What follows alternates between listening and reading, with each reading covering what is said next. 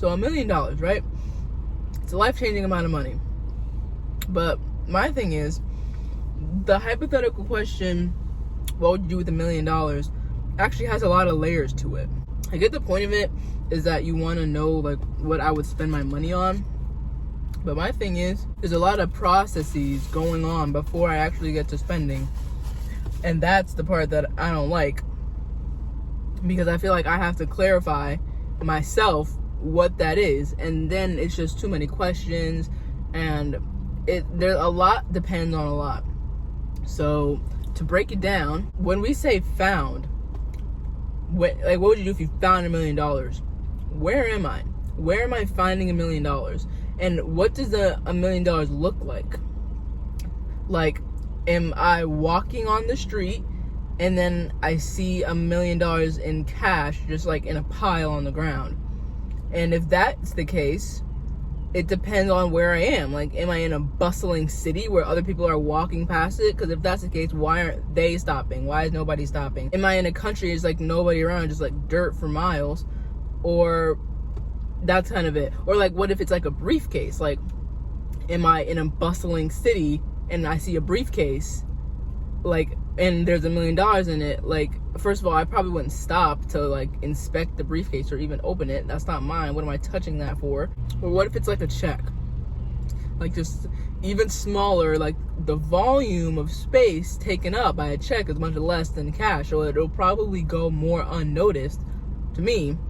So I'm probably not stopping to look at a piece of scrap paper on the ground. So I think the whole ordeal in the very beginning is why would I stop to look at something that is just like no more important than like another piece of trash on the ground? Like, if somebody left their briefcase on the ground, I'm not gonna go opening it. Likewise, if there was $1 million in it, like, I probably wouldn't go to it in the first place. So, whatever. Assuming that I have $1 million cash, I think I want to start with cash because cash is tricky. I have $1 million cash in my possession. I'm in my room. I'm counting it out. It's $1 million. What's the next move? What's the next motive?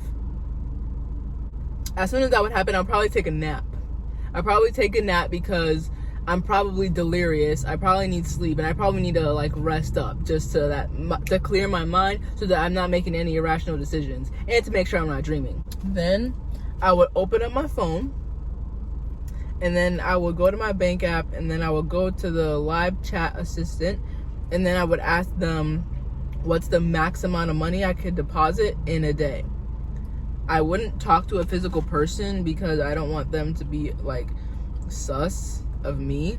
I've never had to like go like I never had to deposit a sus amount of money where they're like, okay, we're gonna have to like do whatever. And so I'm asking so that I know how much to deposit every day. And then let's say the limit is like 2,000, then I would just deposit 2,000 every day. But how many days would that take? Oh my gosh, where's my calculator? I just came back from class, that's why I have a calculator. 2, 3, 1, 2, 3 divided 500 days if I did 2,000 a day. I don't have that amount of time. A year is a lot to like be waiting, and it's like almost like more than a year. It's like 2 years. I don't want to wait that long. So how do I spend cash without it being sus? It's sus. No matter what, unless it's like basic stuff. Like, I can't buy a house in cash. Is it 2001? Like, the IRS is gonna be on my ass, so now I have to hide my cash from the literal government. What's the point? Like, what am I spending it on anyway? Okay, let's say that the bank limit is like 10,000 instead of 2,000. 100 days. 100 days per. Yeah, this makes it tricky because, like, instantly, like, $1 million, I'm not thinking get a new car, get a new something, get a new this. I'm just thinking about keeping it. Keeping it and then being giddy every day of my life knowing that I have $1 million in my bank account. So, the fact of the matter is, if I were to get $1 million, I'm not spending it on anything. Like, let's see, when you're like at a job and you get a direct deposit, at least for me, the direct deposit hit like Friday at 8 a.m. And I can see it starts like, I can see before I actually get that money, it shows up as a pending transaction. And so I can see that amount on Thursday. And so Thursday, I'm happy-go-lucky because I can see the money that I'm about to get, even though I haven't gotten it yet.